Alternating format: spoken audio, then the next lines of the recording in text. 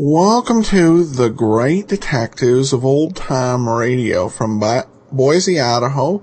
This is your host, Adam Graham. If you have a comment, email it to me. Box13@greatdetectives.net. Follow us on Twitter at Radio Detectives and become one of our friends on Facebook. Facebook.com/Radio Detectives. Today's episode is brought to you by the financial support of our listeners. To support the show, go to support.greatdetectives.net. Well, today is the final episode of The Adventures of Frank Race. So sit back, relax, and enjoy The Adventure of the Big Top. The Adventures of Frank Race, starring Paul Dubove, with Tony Barrett as Mark Donovan.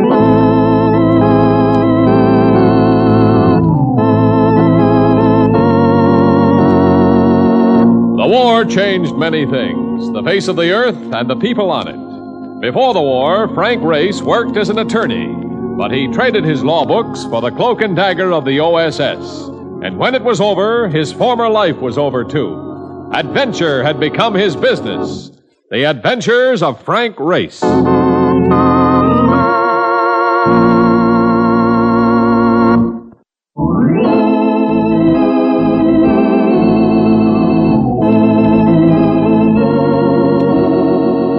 Now we join Frank Race for the adventure of the Big Top.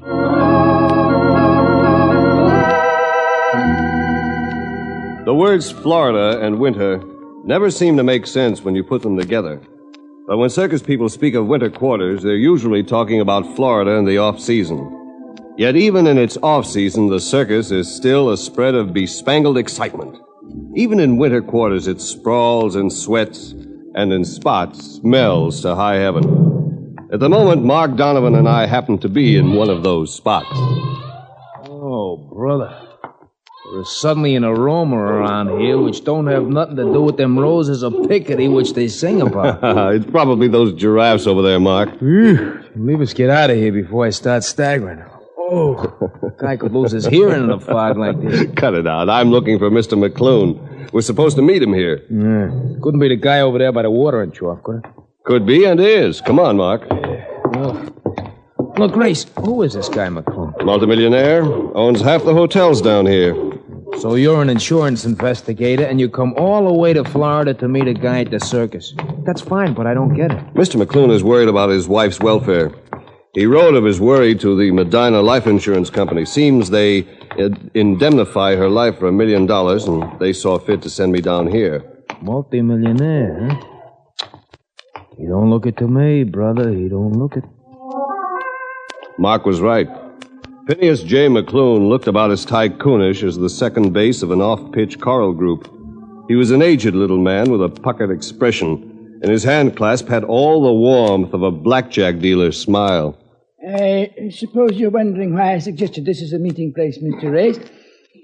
Because I don't wish my wife to know about you. And since the circus seems to be so much in the picture, it was only natural that we meet here. Don't you think? I may think so, Mr. McClune, in a minute. Do you know my wife, Mr. Race? Only through the newspapers. She's quite a social leader. Oh, a great social leader. One of the first ladies of our adopted state. And that's just why I can't understand all this. All what, Mr. McClune? Well, these circus ruffians threatening her. Is that your problem? Of course, it could be caused by her attitude. She's not in favor of circuses. She firmly believes they have a disturbing influence on the younger generation. A very disturbing influence. Oh, now, wait a minute. That's a lot of malarkey. Circus never hurt no kid I ever knew. Why, the circus is as important to a kid as Christmas or the 4th of July. Yes, well, you may be right. Who are you, by the way? My assistant, Mr. Donovan. Oh, yeah. Oh, of course. Well, you may be quite right, Mr. Lundigan. No, Donovan. Oh, of course. Yeah. But my wife... Well, A number of circus people have appeared at our home of late, and Mrs. McClune always seems to have to argue with them to get them to leave. I want you to look into it, Mr. Race. Well, then I'd better have a chance to talk to her, don't you think? You believe that's necessary? Seems so to me. Well, if you think you need to, she's a very dominant woman. Very dominant. But, well, very well, Mr. Race. If you'll come to my home this evening, say about 7. That's fine. Very well, then, Mr. Race. I shall be expecting you. Oh, and you too, Mr. Demijohn. What? Your odd name, that, isn't it? Are there many more of you? Yeah, they tell me quite a few, Mr. McClune, quite a few. Really? Well, there's strength in numbers, isn't there? Good day, gentlemen. I shall see you this evening. Hey, Race. Yes, Mark? Look, don't Demi have a meaning of some kind? Yes, it means half. Oh, that's ridiculous. How could I be half John? That old guy sounds cracked to me. He seems rather eccentric, all right. Hey, he couldn't have been kidding me, could he? I don't think he meant to, Mark. I wish I was sure. I certainly wish I was sure. Mark and I didn't leave right away. There was nostalgia there for both of us. So we did some more prowling around, going from the animal section into a tent where aerialists worked aloft and clowns cavorted in the sawdust, perfecting routines for the opening of the tour only a week or so away. And it was while we watched that Mark nudged me. We are being given the big double O, chum. Maybe we ain't welcome around here. Where? Them two over there. The clown, the other guy. Here they come now. And they ain't all smiles. There's no reason for trouble, Mark. Take it easy. Hey, you! Yeah, what do you have? What are you doing around here? Who are you? Oh, just a couple of tourists. Who are you? Get this dude, Ben. He wants to know who we are. Yeah, comic. You heard the question, Rube. What are you doing around here? No harm. We've just been taking in the sights. Taking in the sights, huh? Come on with us. What for? Just because we say so, that's all. You guys call me a comic. You want to know something, fellas? Look, to back up that chatter, you're going to need reinforcements. They're asking for a lesson, Ben. Yeah, especially the Gabby one. And school starts with this. That's called beating a guy to the punch, Ben, and now you got sawdust on the back of your lap. Yeah, but we'll see how long you last. Hey, Race, here come the reinforcements. Time to duck. We ducked, only to find it a lost cause. There were too many of them coming from too many directions. We gave up dodging, tried breaking through, but I knew it was going to be like an off-tackle smash going sour, and it was. Oh!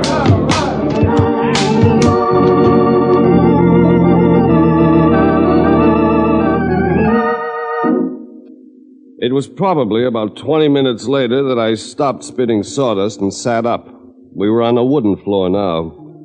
After we'd been rendered helpless, Mark and I had been spread-eagled across half a dozen shoulders and carried to some sort of an office. I looked at the base of a swivel chair and at the feet of some man who sat in it. He spoke to us. Don't you know it can't be done? Oh, what can't be done? Winning a fight from circus hands in their home ground? Yeah, well, just the same. Just the same what? Just the same, we didn't do so bad. A couple of those creeps had their noses in the dirt just as deep as we had ours. Well, next time you come, buy tickets, will you? We can use the money. Something in that voice made me look higher up, till I stared into a face out of the past. A face wearing a broad grin. I've been wondering when you were going to recognize me, Race. What? Oh, Larry! Larry LeClaire! You son of a gun, you. When I saw who the boys had dragged in here, I could hardly believe my eyes. Hey, Mark, you've heard me speak of this fellow. Larry LeClaire served in the OSS with me. Best judo man we had. I recall you giving me plenty of trouble on occasion. Hey, what are you doing here? Forgetting something, aren't you, Race? My full name, Lawrence Lansing LeClaire. And this outfit happens to be the Lansing Brothers Circus. You mean you're running the show? Yes, Race, I'm running it. Inherited a lot of stock from my mother. Got control about 3 years ago. Not that I'm doing so well. Financially, the Lansing Brothers Circus is limping badly. Now, but never mind that. Come on down to the pie car with me. Maybe some coffee will soothe those bruises, huh? He told us more about it as we sat at the food counter of the show's pet lounging spot. Circus was running into bad luck, had been for some time. There'd been recent sabotage, which was why Mark and I'd been jumped as strangers who might be out to do some more damage. We figure it could be coming from some of the smaller carnivals, probably trying to chop us down to their size. And they might do it before long. Yeah, but Lansing Brothers, why, that's one of the biggest shows in the business. We were hurt badly about 18 months ago, Donovan. Had a big blowdown in the Middle West. Lost a lot of equipment, even animals. Hurt us badly. And we've been taking it on the chin here. 2 fires in the last few weeks. First one took $20,000 worth of food supplies. Second one burned a dozen trucks and a lot of canvas. Well, you'll hardly believe it, Race, but I don't have the funds to get the show to Atlanta. Our first date for the new season. Oh, but Larry, can't you borrow some money? I'm already up to my neck, to the tune of $250,000. It has to be paid out in the next 4 months. No, that's awful. Some people think they got troubles. Well, I've got one possible out. The Amalgamated Women's Clubs of Florida. I'm dickering with them to put on a couple of charity performances in Miami. All I'm asking is enough to cover expenses and move the show to Atlanta. That's one deal I simply have to make or I'm through.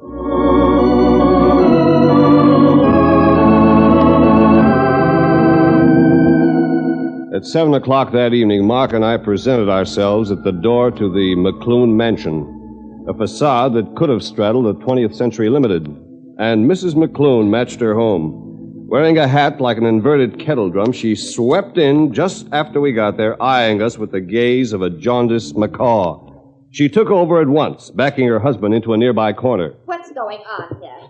Have you been making some more of your peculiar friendships, Phineas? No, my dear. It's just that I've been worrying about those thugs who've been looking around the house lately. So I called in an investigator. Phineas, I have never heard of anything so ridiculous. No, my dear. I was only thinking of your safety. For safety, he says. That dame could handle a platoon of Marines. What's that? Just passing the time of day, lady. That's it. I don't care for whispering in my own home, young man. Did you say these were investigators, Phineas? And you talk about thugs infesting the place? Well, this whispering fellow has one of the most unprepossessing faces I have ever seen. No, take it easy, lady. With a puss like yours, you got no call to go around dispossessing other people's faces. Mrs. McClune, your husband seems to think you're threatened with some sort of danger. Well, who on earth would threaten me? Yeah, I think you made a point. Don't be impudent, young man. Mr. McClune, this afternoon you said you felt Mrs. McClune was in danger of being harassed by circus people. You mind telling us why you believe that? No, I don't mind at all, Mr. Wraith. The other day, when I came home, I saw a man performing somersaults on the lawn. And when I asked him what he was doing, he said he was an acrobat with a circus. It's logical. Now, while we were talking, another man came from around the other side of the house and joined him. And when I asked them what they wanted, they said they were here to see my wife.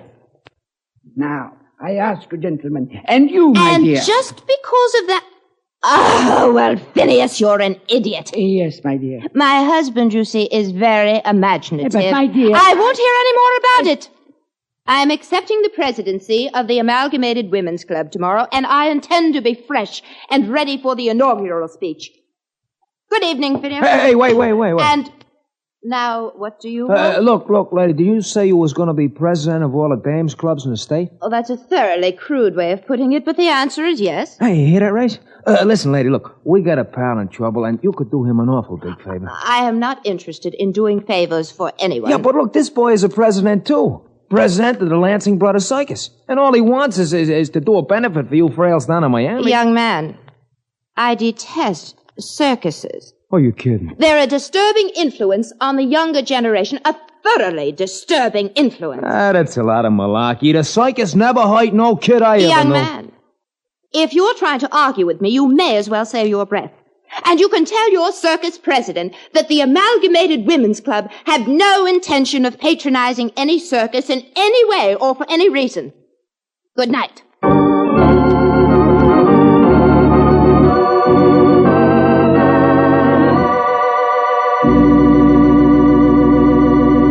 We'll return to the adventures of Frank Race in just about 1 minute.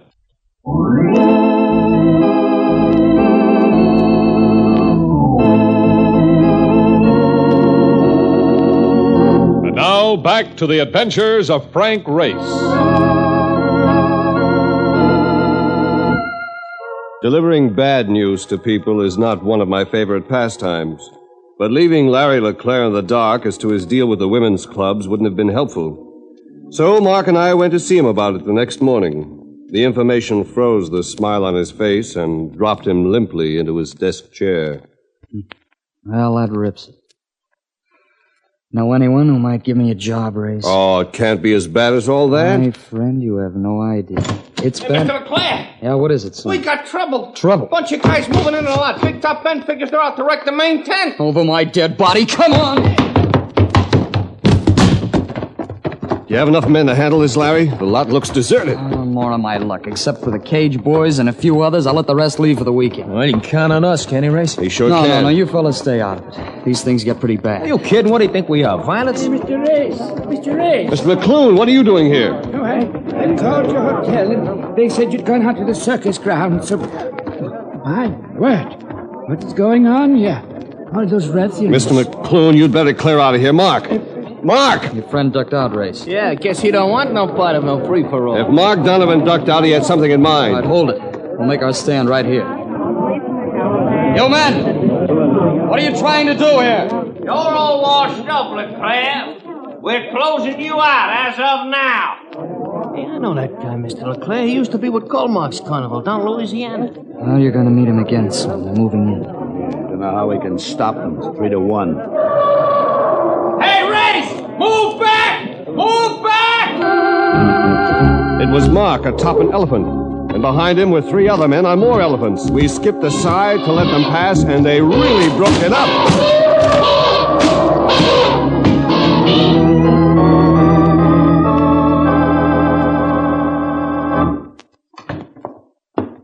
Well, I'd feel a lot happier about winning that skirmish if it weren't for old man McClune getting hurt. How is he, Race? Still unconscious. You mind if I use this phone, Larry? No, go ahead. That gang off the lot? Every last one of them. Donovan, you really turned the trick with those elephants. Just like hiding a bulldozer, even better. McClune residence? Mrs. McClune, please. Frank Race calling. Hey, Race, how was the old man hurt? I imagine he fell trying to get out of the way. Must have hit his head on something. Got a nasty welt there. Hello? Mrs. McClune, this is Frank Race. I'm calling from the Lansing Brothers Circus lot. And you brought me to the phone to tell me that? And this is a dame that never stops slugging. I brought you to the phone to tell you there's been a brawl here, and that your husband's been hurt. My husband? Phineas McClune? You have only one, I trust. What do you mean he's hurt? How badly? He was hit on the head. He's unconscious. Where is he? Where do you have him? We're on the circus lot. Well, I understand that, but where on the lot? We have him in the pie car. Well, don't move him. Don't let anyone else move him. I should be right there. Well, Race? Larry, that clown of yours, the one called Slim. Yeah, what about him? He said he knew one of those fellows who made the attack. That's right. Slim did say that. Your publicity man, does he happen to be on the lot? That's Charlie Rowland. No, he's in New York. But his assistant's here, Gil Prentice. Good, I'd like to see him right now. And then I'd like to talk to Slim about the fellow he recognized. Maybe I can give you a helping hand with your troubles.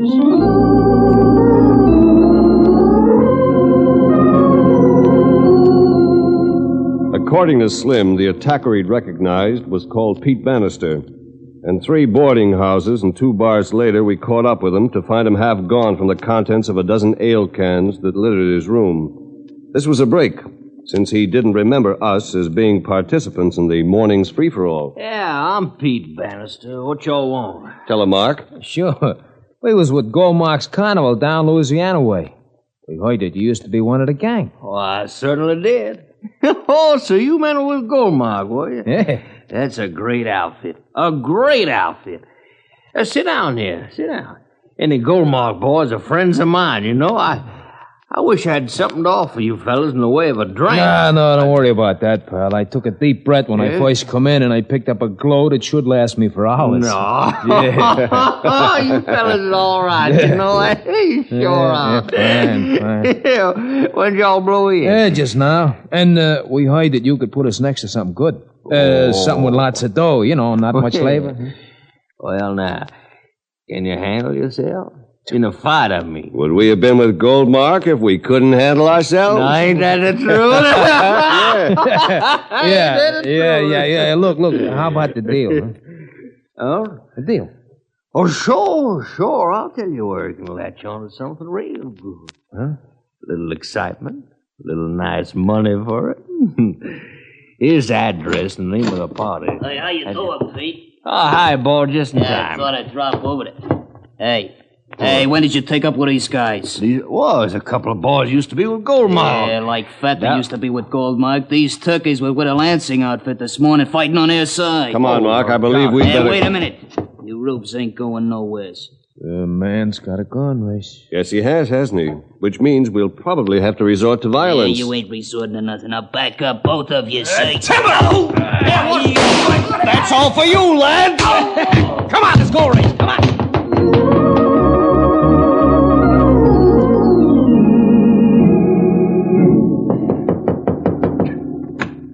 Mind if we come in, Larry? Oh, come on in, Race.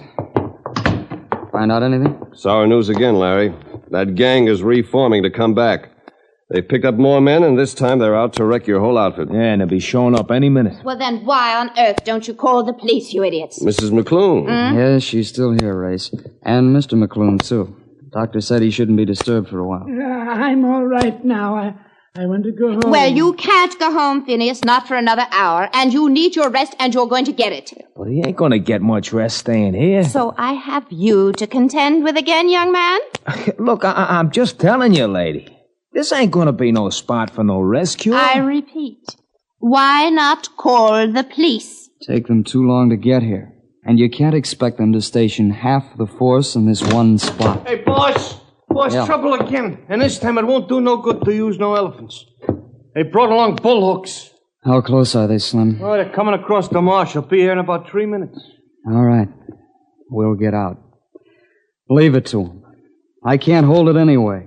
So why take a chance on more people getting hurt? It can be stopped quite simply if one person will go out there and say a few words. Well, then, for heaven's sakes, let us see that it's done. Now, who is this person? Mr. McClune. My husband? What on earth are you talking about? It's your husband who's been hiring those men to wreck this circus. I found that out this afternoon. How about it, Mr. McClune? You're quite right.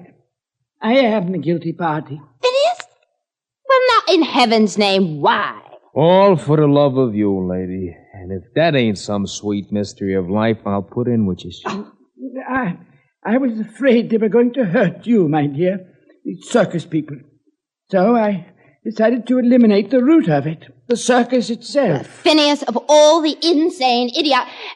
look, you people must understand that my husband is very eccentric. Well, that may be true, but this was actually your fault. My fault? You've been so ashamed of once being a bareback rider that you turned it into a hatred for the circus. When old-time circus friends came to see you, you turned them away, harshly. Your husband got the idea you were fighting with them. And, of course, he thought you were in danger. Oh, well, Mr. Racer, I don't know whatever led you to believe that I have ever been connected with a circus. You led me to believe it, Mrs. McClune, when you didn't bother to ask me for directions when I told you to come to the pie car. The average person doesn't know what a pie car is. And neither did I, not until I got here and asked a pair of joys how I... So, well, that's a very interesting thing. So you asked a pair of joeys, did you? And tell me, what are joeys, Mrs. McClune? They're clowns, aren't they? But only someone familiar with the circus would know that, wouldn't they? Oh, my dear. Now, look here. You can't prove anything from all this silly Here, balderdash. have a look at this photograph, Mrs. McClune. It's from the files of this very circus. It was taken, I would say, 30 years ago. And it's the likeness of one Annie Foulard, equestrian. And since your name happens to be Anastasia Foulard McClune, the newspapers can make quite a splash out of that, don't you think? I don't Now, are you going to ask your husband to get rid of that mob out there? I shall take care of it. I shall take care of it at once.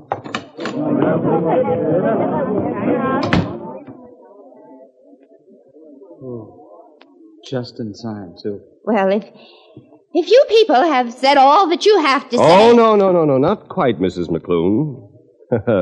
Anastasia Poulard McClune. There's still a little matter of the Amalgamated Women's Clubs of Florida commissioning Mr. LeClaire to take this circus to Miami. Well, very well. I shall see to it that the necessary arrangements are made in the next few days. Hey, that's wonderful. Mrs. McClune. Well, now what? The next time those old circus friends visit you, I wouldn't run them off with harsh words. You might find a lot of happiness in getting together with them. And I think you could do yourself another psychological good turn if you organized a social equestrian group to appear for those charity shows in Miami, with you as star. Me? Oh, riding again. Might be a good idea, don't you think? Oh, well, perhaps you are right. Yes, perhaps you are right. Yeah, and lady, look, if you really want to get the crowds in, do me a favor, do your acting tights, huh? With that shape, you're a cinch to fill every seat in the tent.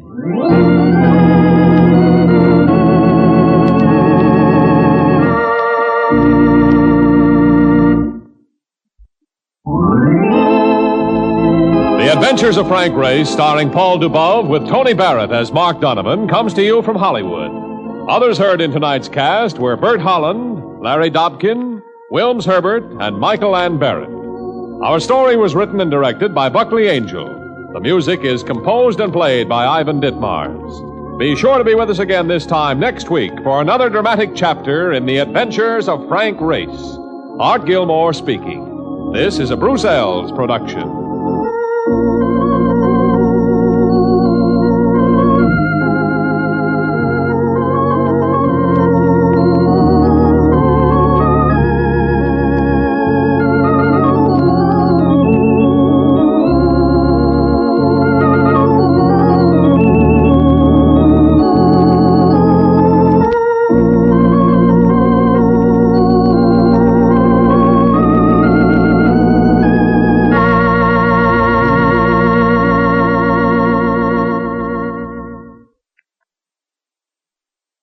Welcome back, a great finale, and nobody died. Always a positive. So a lighter into the Frank Race series, kind of an odd number for syndication. Only 43 episodes.